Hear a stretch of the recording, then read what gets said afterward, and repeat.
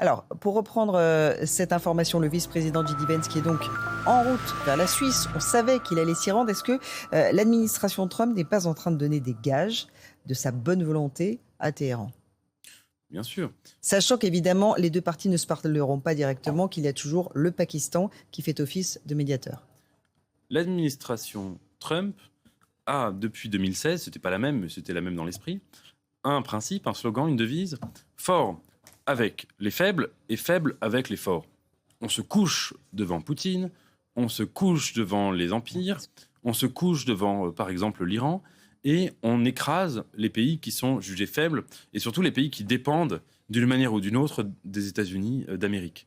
On écrase les Ukrainiens, on humilie Zelensky, on le traite comme un chien, on écrase les Kurdes qui se sont battus pour faire tomber Daesh, et on les lâche au moment du référendum pour leur indépendance et l'autonomie du Kurdistan iranien.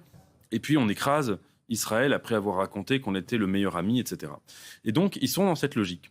L'administration Trump a une deuxième ligne directrice, c'est qu'elle assume n'en avoir rien à faire des droits humains. Rien, c'est pas son sujet. Et donc le peuple iranien, Donald Trump, il en a rien à faire, c'est pas son sujet, ça ne l'intéresse pas.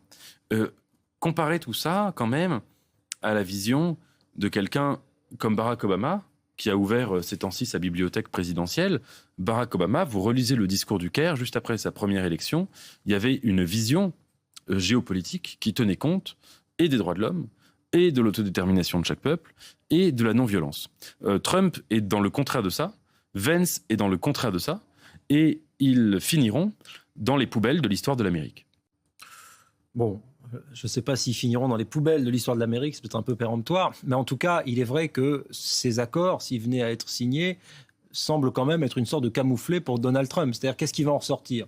On va dire, le détroit d'Ormuz est réouvert. Formidable, il l'était déjà avant la guerre. Donc on fait une guerre, et après on se réjouit qu'il rouvre le détroit. Bon, d'accord. Ensuite, sur l'uranium enrichi, il va dire, Trump, c'est formidable, les mollahs, les durs de Téhéran, ont pris l'engagement qu'ils ne voudraient pas avoir la bombe atomique. Chose qu'ils disent depuis des années, tout en probablement la développant. Donc en fait, le problème, c'est que le bilan de cet accord, c'est rien du tout.